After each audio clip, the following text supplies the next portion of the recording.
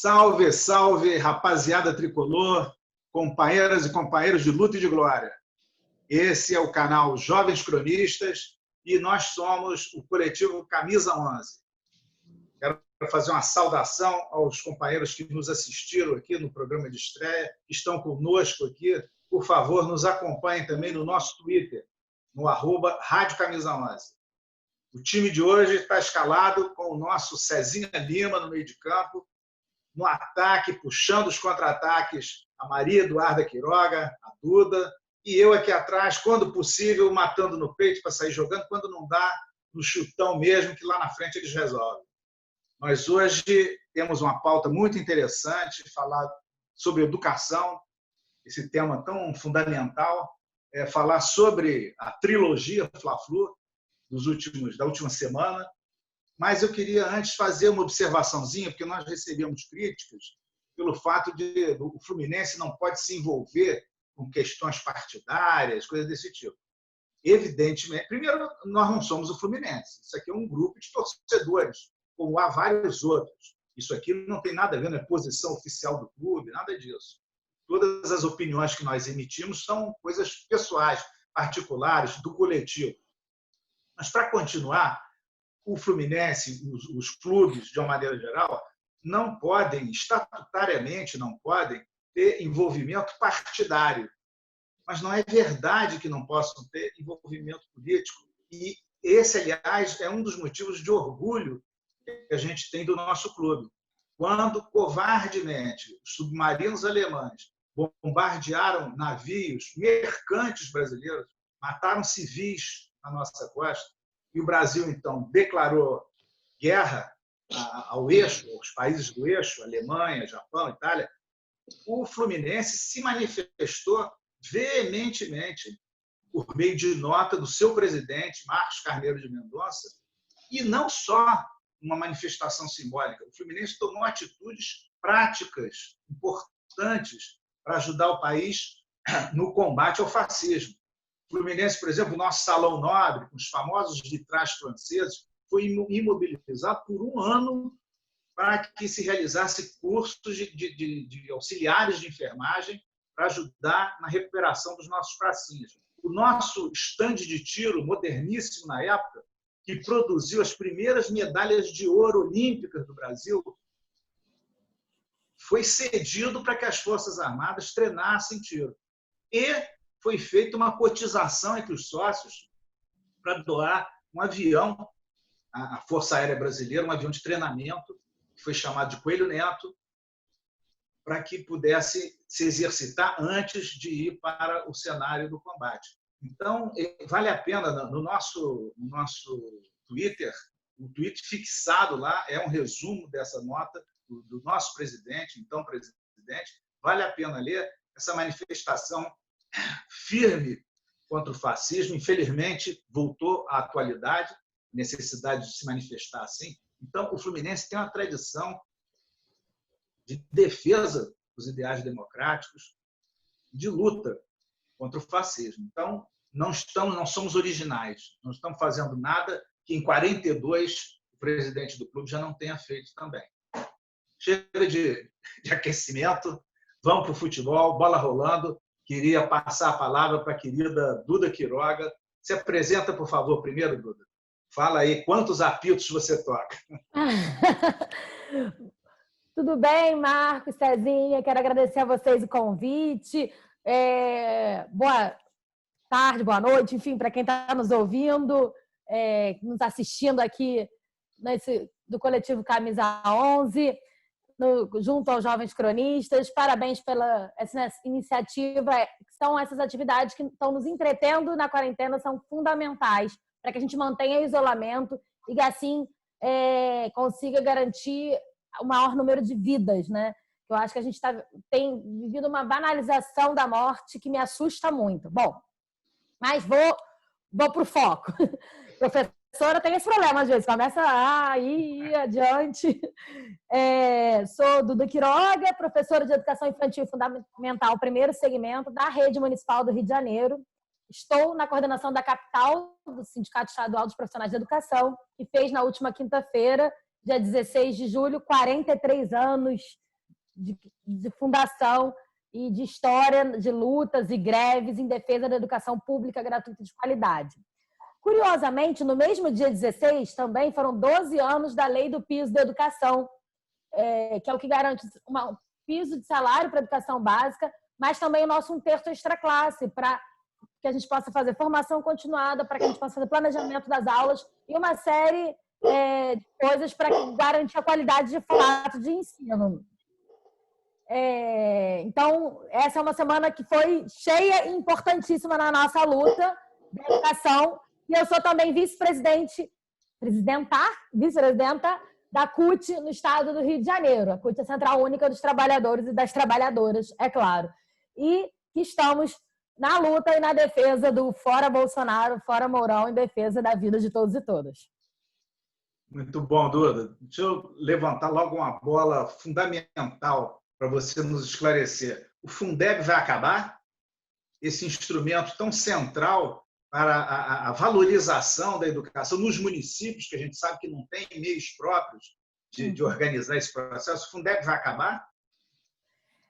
Então, o Fundeb tem o seguinte problema. Ele era um fundo com começo, meio e fim. Era uma política de ação afirmativa. Então, ele terminaria no final de 2020. Para ele não acabar, é preciso ser votado o novo Fundeb. Está desde maio pronto, com o parecer já de quem estava na relatoria dado para votar no Congresso, e o Rodrigo Maia toda hora tira de votação. A última ordem é que vota segunda-feira agora, dia 20. Então, a gente precisa muito que todo mundo, o que puder postar falando de educação e botar do lado, hashtag VotaFundeb, no Facebook, no Instagram e principalmente no Twitter, que a gente sabe que é onde sobe mais, é fundamental, principalmente na própria segunda, pressionar os parlamentares para votar o novo Fundeb. E aí a gente tem um outro embate, né? Não é só votar o novo Fundeb, mas é também falar que é verba pública para a educação pública e que precisa manter a lógica de partilha do Fundeb. Na verdade, tem umas propostas de alteração no novo Fundeb que precisam ser respeitadas. Por quê? Como é que funciona o Fundeb hoje? Você pega uma parte do dinheiro que é da educação, que é recolhido no federal, e guarda 20% desse valor para redistribuir para os estados. Os estados redistribuem para os municípios. Que estados recebem essa parcela? Aqueles que têm um número maior de matrículas do que o que tem de arrecadação, a priori.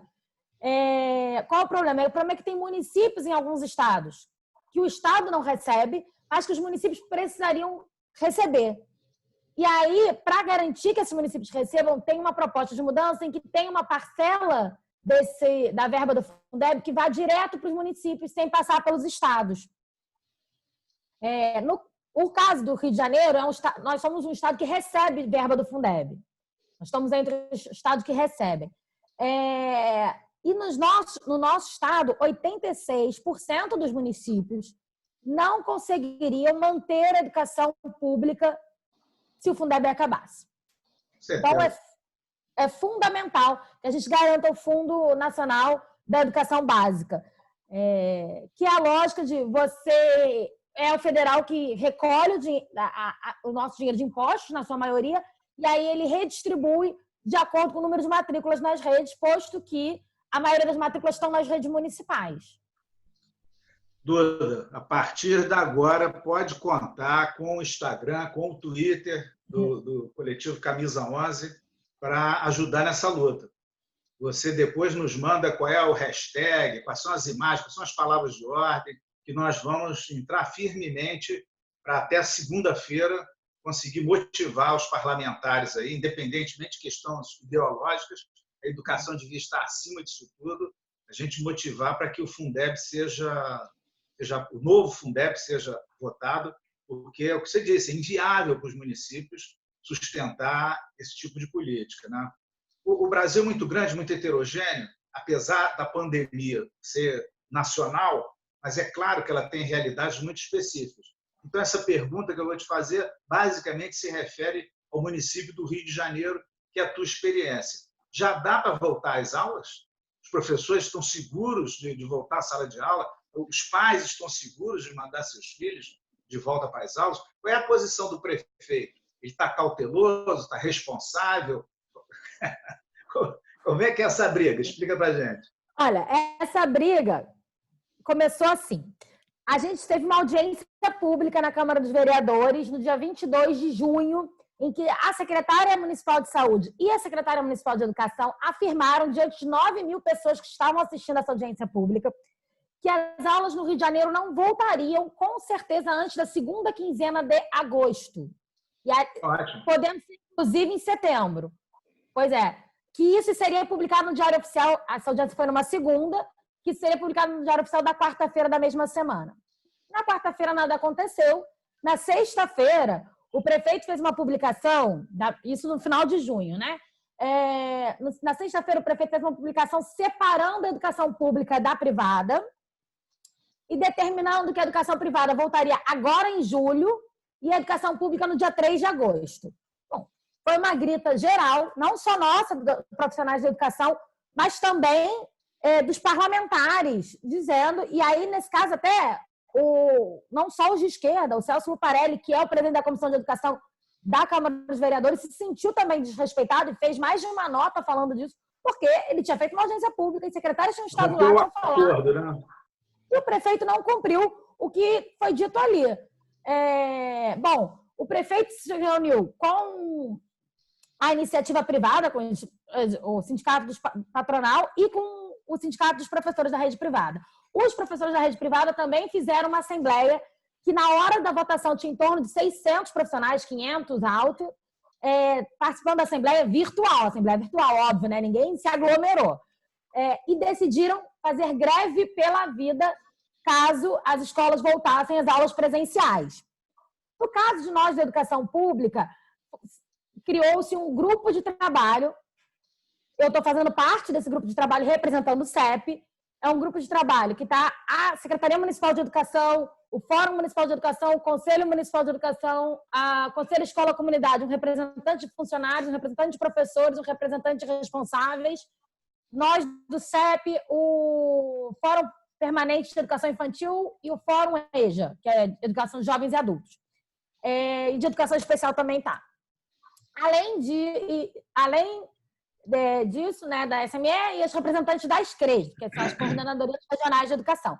Esse grupo de trabalho já teve 3 reuniões, sempre às sextas-feiras, 10 horas da manhã. Na primeira reunião, a gente sinalizou, esqueci que o Tribunal de Contas do município também está nesse espaço. E a Comissão de Educação da Câmara dos Vereadores.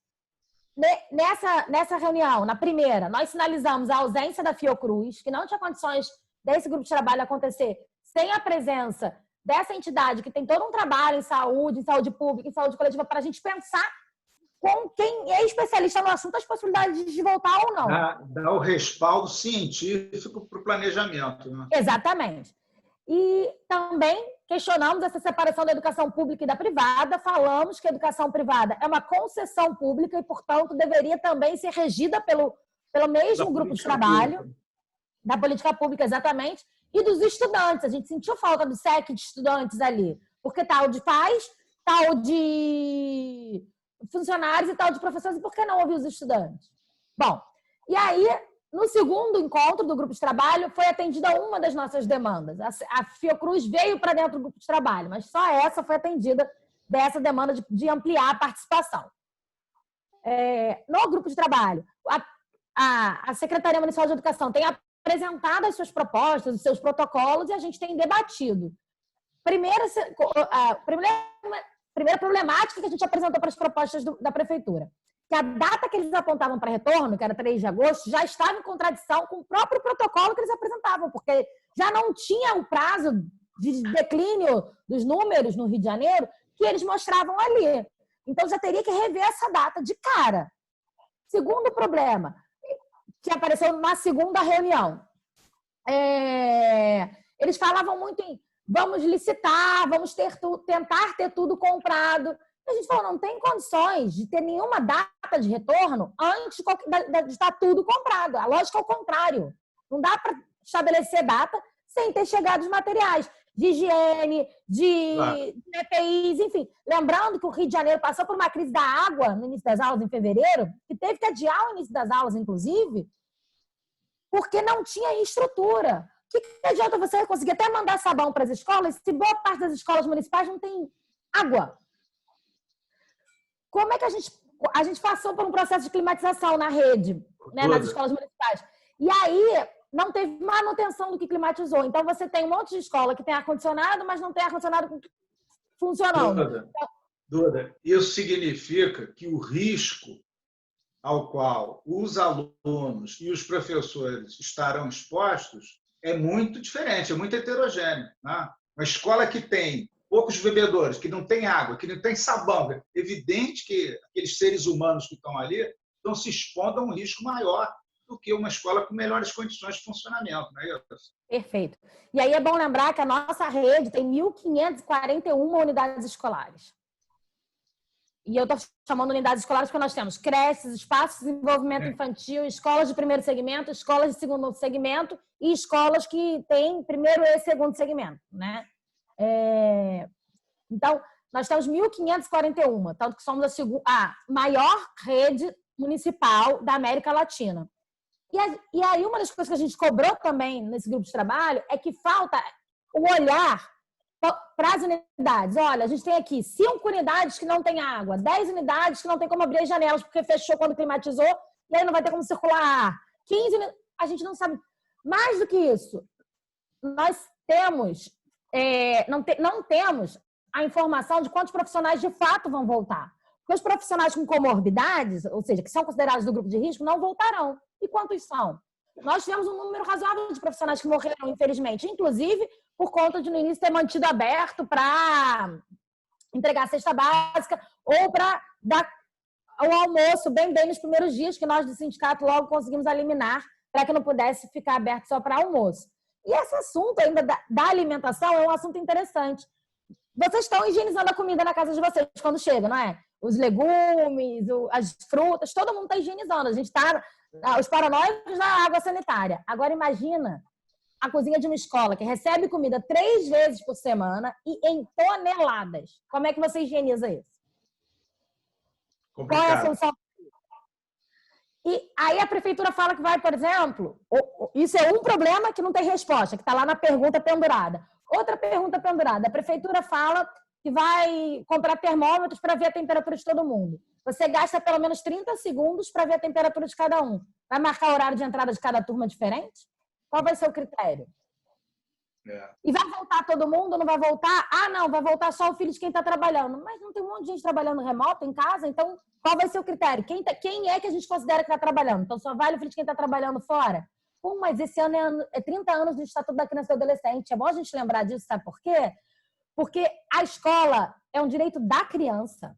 A escola não é o aparelho de política pública para os pais trabalharem e mães trabalharem. E a gente sabe que precisa ter um aparelho de política pública para pais e mães trabalharem, mas a escola, ela é um direito da criança, ela não é um direito dos pais e mães. Duda, você passou de raspão, tem uma trivela aí na bola, eu vou te devolver. Como é que é esse negócio da educação enquanto não se volta, da educação na pandemia? Os meios eletrônicos, o ensino remoto, digo isso do ponto de vista da educação propriamente, quer dizer, é possível prescindir do professor? É possível relativizar imensamente o papel do professor? E o lado dos trabalhadores, quer dizer, isso aqui, se isso vira moda, como é que fica? Vai haver demissão em massa, sobretudo na rede privada, claro, vai haver demissão de professores, eles vão ser substituídos pelos meios eletrônicos? Olha, Marco, a gente tem uma série de realidades diferentes nisso aí, né? É difícil fazer uma análise só. Por quê? Vamos lá. Na educação privada, no ensino superior, é possível que tenha uma série de demissões que não se recupere depois, que não se readmita depois. Porque cada vez mais você vai usar o modelo de educação à distância. E aí, a educação à distância, você tem menos professores, porque um professor dá conta de mais turmas, porque está à distância e é com adultos. É outra dinâmica. Infelizmente, essa é uma possibilidade de acontecer e que a gente já está vendo e tem que ir lá toreando. Né? Já existe esse movimento. Na educação privada ainda, Fundamental 1, Fundamental 2 e médio, a maioria das escolas, principalmente as grandes escolas, né, os grandes conglomerados de educação, estão dando aula remota. Boa parte das crianças estão conseguindo assistir, resolver, porque mesmo uma casa que tem internet boa e que tem todas as condições, quantos computadores tem na casa? Porque tá a mãe e o pai trabalhando remoto, tem 3 filhos, por exemplo. Como é que todo mundo assiste aula ao mesmo tempo, né? E os pais trabalham ao mesmo tempo. Então, não é tão simples assim, mesmo nas casas mais abonadas. Mas estão ali conseguindo. Na educação infantil, não existe. Inclusive, aí vocês são da área da saúde, parece que sabem melhor do que eu. Mas a Sociedade Brasileira de Pediatria fala do tempo de tela para uma criança pequena. Então, assim, é inviável na educação infantil você imaginar a educação remota. Não existe. E aí, o Conselho Nacional de Educação também falou sobre isso, quando deu parecer quebrando os 200 dias letivos, que é a exigência da LDB, né, da Lei de Diretrizes e Bases da Educação. Falou que no caso da educação infantil, não só quebra os 200 dias, como as 800 horas, porque basta cumprir 60% da carga horária para considerar o ano letivo. E aí, como a educação infantil não é obrigatória, ou seja, ninguém vai ser chamado no conselho tutelar porque o filho não está frequentando a escola até os 4 anos de idade, né, significa que tem muito pai tirando o filho da escola esse ano. E aí as escolas estão caindo muito o número de matrículas, o número de mensalidades sendo pagas. Tem escola... E aí mais demissão. E aí mais demissão. Escola pequena de educação infantil chega, que é só de educação infantil, chega a ter uma queda de 55% do seu orçamento mensal. E nós, na educação pública, como é que entra isso? Bom, o governo do estado rapidamente fez um contrato com a Google Classroom e o governo do município do Rio com a Microsoft Teams. Eles afirmam, todos os dois, afirmaram em audiências públicas que não foram contratos com gasto para o governo, que ganharam isso, essa benesse. A gente sabe que não existe almoço grátis, sabe que eles estão de olho lá na frente. E tem até a ver com o debate do Fundeb e com o debate do pós-pandemia, mas a gente volta aí depois. Nesse momento, os professores e professoras, até pelo assédio moral que estão sofrendo muitas vezes, acabam entrando nos aplicativos e deixando conteúdos ali, seriam as aulas. Agora, o acesso de aluno é irrisório. Tanto que eles não mostram, tanto que eles não anunciam. Porque, efetivamente, os alunos da rede têm dificuldade de ter acesso à internet. Têm dificuldade de ter acesso à internet num computador. Porque as famílias, quando têm um celular com pacote de dados, não com internet, com Wi-Fi ou com internet, né, uma internet potente. E muitas vezes seus pacotes de dados, eles são para WhatsApp, já sabe, para essas redes sociais. Não consegue entrar num aplicativo desses, como a gente está usando para fazer essa conversa. Então, a pandemia está servindo para acentuar, por um lado, para desnudar as diferenças que a gente tem na educação pela economia. E por outro lado, para acentuar essas diferenças, né? Então, a gente vê que a tecnologia tem limitações em si, mas, além do mais, o nosso contexto socioeconômico, tão irregular, tão desigual, traz novas limitações, agrega limitações que fazem com que isso seja uma ferramenta muito questionável, né? Fala, Cezinha. Isso. Porque, além disso, existe um outro aspecto, do meu ponto de vista, que é negligenciado, muitas das vezes, pelos dirigentes, pelos gestores, né, da educação no âmbito do município, do Estado ou no setor privado, que é a deficiência, as dificuldades, os limites desse método de ensino, educação à distância. A educação, do meu ponto de vista, fundamental que o professor confere aos alunos, ela se dá no informal, no exemplo, na postura, no debate, enfim, precisa da presença do aluno, do professor, a convivência do aluno no coletivo, muitas das vezes com outros alunos de origem social distinta. Enfim, isso tudo não está sendo valorizado e privilegiado na discussão, até onde eu posso perceber, por parte dos nossos dirigentes, dos nossos gestores. E existe um risco também, porque sabemos, e queria ouvir Duda, dos interesses do setor privado, há muito, em relação à educação à distância, ou, como diria o presidente, no tocante à educação à distância. Essa questão, né? Cezinha, Porque isso aí é importante essa tua ênfase. É uma ferramenta que pode ser explorada pelo setor privado de forma mercantilista mesmo. Essa tua observação, eu acho que enfatiza um aspecto importante. Educação não é uma transfusão de informações. Né? Envolve uma complexidade que não dispensa a intermediação humana. Né? Aquela pessoa capacitada, qualificada, experiente, que está ali também para transmitir informações, mas muito mais. Vou aproveitar que você está com a bola e vou virar esse jogo. Vamos falar sobre a trilogia do Fla-Flu. Você sabe que em 1936 houve, entre amistosos, partida oficial, houve 10 Fla-Flus.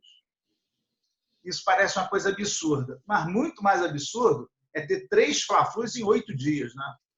Sendo que um time tinha um mês de treinamento, o outro tinha 8 dias de treinamento. Mas tudo bem, é assim que o doutor Rubinho organiza as coisas, foi assim que ocorreu. Como é que você viu essa trilogia, Cezinho? Para começar, não existe informação neutra, né? Nem no ensino, no que se refere ao ensino, nem no que se refere à veiculação da grande mídia. Não existe. Eu considero o Fluminense o grande vencedor do Campeonato Carioca. O grande vencedor do Campeonato Carioca. Enfrentou... Bom, de antes da pandemia, o Fluminense já vinha se destacando e preconizando a solidariedade, enfrentando a questão do racismo nos estádios, no esporte, a questão da homofobia, Fluminense time de todos, mesmo com algumas reações dos torcedores que a gente pode caracterizar como conservadores ou desinformados, né? Quanto à questão de misturar política e futebol, o Fluminense não pode se envolver em política, que é uma questão que você esclareceu no início do nosso debate. Por outro lado, quando dá volta dos jogos, do campeonato, ainda em vigência da pandemia, com uma grande incidência, uma grande prevalência da Covid-19, o Fluminense teve a coragem política de enfrentar a mídia, de certa forma, a Federação do Estado do Rio de Janeiro e seu presidente, e os demais clubes co-irmãos, que por diferentes interesses preconizavam a volta do futebol, e teve a solidariedade apenas tão somente do Botafogo, que, junto conosco, defendeu a vida, né, e priorizou a preservação da vida em relação à necessidade da volta do futebol, principalmente por motivos financeiros e mercantilistas. Contratos comerciais. Contratos, a questão dos clubes de menor investimento, os contratos com jogadores mesmo que tiveram que ser prorrogados, etc. Então, o Fluminense foi o grande vencedor. E no último jogo, né, o Fluminense ganhou o primeiro jogo da Taça Rio nos pênaltis, com o jogador do Clube de Regatas do Flamengo perdendo o último pênalti, justamente ele, um dos que se destacaram durante o jogo pela prepotência, pela arrogância, pela provocação. No segundo jogo, não conseguimos a vitória em que pese termos jogado melhor, do meu ponto de vista. E no terceiro jogo, um gol ao acaso no fim do jogo. E um dos últimos lances do jogo foi a fanfarronice de um dos jogadores do Clube de Regatas da Gávea, né, que provocou uma discussão. E foi fanfarronice, que é uma mistura de palhaçada com bravata. Então, fanfarronice, palhaçada e bravata. O que caracterizou bastante, o que distinguiu bastante. O Clube de Regatas da Gávea, nosso adversário, do Fluminense, que, com toda a trajetória, né, de defesa de valores éticos e humanos nesse período aí de pandemia do campeonato, também demonstrou altivez e dignidade ao se interpor, ao se indignar com aquela iniciativa, aquele comportamento. Duda, você viu os jogos? Quer acrescentar alguma coisa? Eu vi, mas assim, eu sou torcedora, fico ali angustiada, mas, gente, a técnica eu deixo para vocês, porque nesse caso, para mim, é só paixão, não tem muita racionalidade. Tá certo. Eu concordo com tudo que o Cezinha falou. Eu só queria acrescentar um pouquinho sobre futebol, especificamente, que nós fomos muito prejudicados, ficamos 3 meses sem jogar, treinamos 8 dias. Por exemplo, o jogador que mais se destacava antes da paralisação, que é um cara de uma idade já avançada para jogador de futebol, ele foi praticamente uma nulidade desses jogos, que foi o Nenê. Então, vamos chamar, entre aspas, o astro da equipe desapareceu. Por quê? Porque ele tem uma idade mais avançada, ficou 3 meses sem jogar e treinou 8 dias. Parece uma explicação satisfatória, né? Mas é claro que isso prejudicou imensamente. A gente tem um grupo heterogêneo. Se você olhar a idade média, é razoável. Só que os jogadores não estão na idade média. Eles estão ou com idades elevadas ou saindo da base. Quer dizer, esse grupo é desequilibrado. Jogamos contra um clube que tem um investimento de mais de 200 milhões em contratações, que teve um ano passado vitorioso, que manteve o elenco, manteve o técnico e que teve um mês de preparação. Considerado isso tudo, eu reforço o que você disse. Fomos vitoriosos, fomos competitivos. Agora, olhando especificamente para dentro de casa, eu vou só citar 2 casos para não estender muito. O Odair me parece um treinador de aspirações modestas. Ele é um cara, a meu ver, que não ousa, que ele tenta fazer ali o... É claro, alguém pode dizer, não, mas com esse grupo, qual seria a ousadia? Mas o bom treinador, o treinador que tem o espírito da ousadia, ele vai buscar meios de tentar botar isso em prática. O resultado podia até ser imediato, podia ser mais desastroso, mas a perspectiva talvez fosse mais motivante. É uma primeira impressão. A outra é o seguinte, nós não temos laterais. O Egídio foi participante ativo de todas as nossas derrotas. Inclusive desse último. Esse gol foi um gol de sorte, de acaso, mas nascido numa jogada errada do Egídio. E assim foi a voadora dele no meio de campo, sem nenhuma necessidade, que gerou a expulsão.